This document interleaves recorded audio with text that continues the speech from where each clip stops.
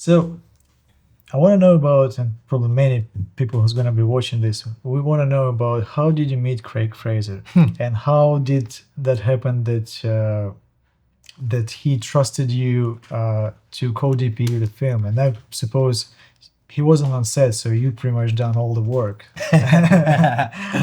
And how, like, tell me more about how did it happen? How did he trust you with such a project? Because I think it's the biggest breakthrough for you in your career, right? Tell me more about that. I mean, honestly, I met Greg the way anybody would meet anybody. It's just a random, Because there are some like debates, like was he a mentor for you, or how did like? Yeah, I mean, we met at an event many years ago, and just struck up a conversation, just chatting. This was before most people knew who he was, but I was a fan for a long time. I've been a fan of his work since I think I became aware of him around Killing Them Softly and Zero Dark 30, which were in the same year. But before that, he had done Bright Star and Let Me In, which were both really incredible movies. And I had seen those as well. So those were kind of his early breakout films. So I knew who he was. And I met him shortly after that. It was probably around just before Lion came out. This was after Foxcatcher, which is also an incredible film. So I knew who he was, but this was before Rogue One and before Dune and before any of the, the stuff that he's known for. And I really loved his work. Yeah. I just thought he was one of the best DPs working at that time, and still do. But there was something about his stuff even back then that I just thought was really resonated with me visually and was really influential. So when I saw that he was going to be at this thing and that he was there, I just started a conversation, just chatted. So, the lesson from that is talk to people. So is that like, how did that happen? That you get a call one day and say, I'm busy on another movie. Well, can you just... yes. So after that conversation, we did develop a relationship and had worked together before. So you worked before, yeah? Yes. So this was not the first time we'd worked together, but this was the biggest opportunity to work together, the biggest call after a few years of kind of working together on and off on smaller projects. Yeah. At the same time, I have a tremendous respect for him, because I'm pretty sure, like, not to be offensive, but there are many other DPs he could have chosen. Yeah, but there are. He decided to give a chance to a new talent, basically. And that's amazing. Well, to be very frank and straightforward about how it all went down is, at the end of the day, it was Gareth Edwards' choice, the director, because as far as I know, multiple options were presented to Gareth as, here's a few potential cinematographers who could fill this role. And the role is difficult. The role is not glamorous. The role is, the assignment is, here's a position in which you're required to step in and be a co-cinematographer on paper, and in practice be a curator. And because the cinematographer role on this film is not your typical cinematographer role, because of how hands-on Gareth was as a director. And the way that he wanted to approach this film, and the way we did approach this film, was he wanted to approach it like a documentary, right?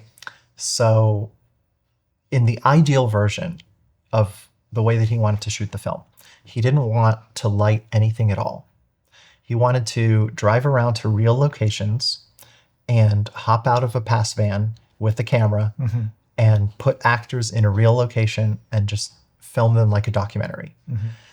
And obviously you can't fully do that, because sometimes you hop out in a location and it doesn't look great. Yeah. So you need to do a little bit of work to shape it and curate the light, and maybe turn off a light here and there, or maybe add a light here and there.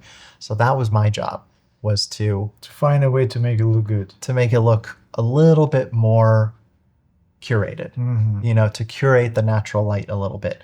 And then as the film evolved, the realities of the conditions present themselves. Oh, this location fell through, so now we have to build it on a stage. So now we're not just curating the light on a real location, we have to recreate the lighting at a location. So now the job is a little more complicated. And the light in this location just is bad overall. It just isn't good. So we have to relight it from scratch. And but the light in this location is great. We don't have to do anything. We just have to turn off some bulbs. So it really depended on where we were shooting, when, what time, what the conditions of the location were. But that was what Gareth needed. It was not your traditional cinematographer role where it was like, we need to really take whole control of the entire thing and create a visual look. He had the visual look. He knew what he wanted the film to look like. He's operating the camera. He's in control of what the camera is pointing at. There's one lens. That was already selected. The camera was already selected. Like, all of this work had already been done. So as a cinematographer stepping into this, it's challenging because you don't have a lot of authorship. And you're being asked to kind of step into a collaboration that's already established and where a lot of the decisions have already been made, and asked to trust in that existing collaboration and trust in this artistry. And then in return, a lot of trust is being asked of you, that the things that you're being asked to do this curation and so forth, that you'll be able to deliver, right? Now, we had a lot of prep. I mean, this isn't just improv. Like, we had 4 months of visiting all these locations and deciding and determining what we needed to do in each one. And all of that was in active conversation with Greig and Gareth all through prep, right? So, and obviously with our gaffer as well, Pitai, like, all of this was a huge group effort. But anyway, to take this all back, Gareth saw my work. So at the end of the day, it was his decision, and he saw my website and my work, and I think just responded to what he saw. And my work's been influenced by Greig's work over the years, and I think he saw similar sensibilities and similar taste, which I think isn't surprising ultimately because of that. And I think he saw that we had similar taste, and that ultimately is all what he needed. Is he needed somebody who would have similar taste, because he needed somebody who he could trust to make lighting decisions that would, curate and shape a location and make lighting adjustments that he would then, be able to point the camera at and go, oh yeah, I like this. This is exactly what I would have done, or how I would have liked this location to look like. I think, and I don't know if you would agree, but I feel like in a way he went with you because in a way he felt that you can be more flexible than if he would go with someone more established, because they would probably command in more in terms of how it should be done and stuff like that. And he probably wanted this approach, and he wanted just to have someone who can support and be happy to do whatever they need to do in order to accomplish that, because he didn't want this argument in terms of proving why this should be done this way or the other way, right? Well, that was a big part of it, and that was a big part of our early conversations, was like, this is what we need from this collaboration. Is we need somebody to come in and not you have to reject every instinct that you have as a cinematographer who comes into this position, typically as somebody who needs to, often when you're working with less experienced directors and so on, it's not something you do out of ego or malice or anything. It's just something that you do out of responsibility, because often the cinematographer is more experienced than the director. We work on many sets in a year. And then often a director, even if they've directed more than one film, they will have been on, maybe 3 sets in their life if they've directed 3 films. Or if they're lucky, if they've done another role on set, maybe they've been on 10 sets. But cinematographers, especially, I work in commercials as well. So, I've been on hundreds of sets at this point. So we just have more experience. And so when you step into a situation where you're working with a director, you're just almost often by default more experienced. Often that dynamic is one where you feel a responsibility to take care of the director and to take things off of their plate and to say, let me take care of all of these things. Don't worry about the lenses. Don't worry about the technical stuff. Don't worry about, I'll take care of all of this. I'll take care of the technical. Let me work with the AD on scheduling. Let me work with, that's typically what we do. And again, like I said before, it's not out of ego or control. It's out of attempting to protect the director and to let them have as much time as they can with their actors or with their writing or with their process or whatever. That was what this project was like. Greg, when we were talking, was saying, forget all of that, because that's not what Gareth needs from the DP. He wants to and is going to do all of that stuff and has done most of it already.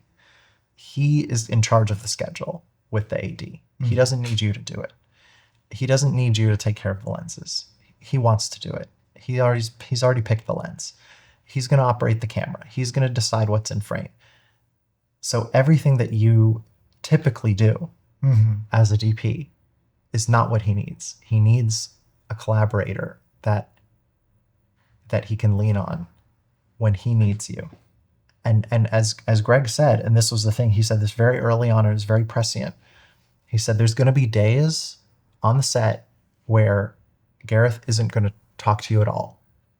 And it's like you're going to be shooting a day exterior and you're not going to have anything to do. And so Craig went through this already, so he was sharing this. He did, because he went through this on Rogue One. Was Gareth also operating when he was filming with Craig? On Rogue One. On Rogue One, he was also operating. He operated on a lot of that film. Not all of it, but a lot of it. And so there were instances where this happened. And so that's where he was pulling this from. And again, this is just how a great lesson. This whole thing was an amazing lesson in every director needs something different from a DP. And that was so valuable to me to learn, because it changed my whole mentality and approach to the whole thing, where I really grew to understand exactly that point, that my job is to be there for the director in whatever way they need.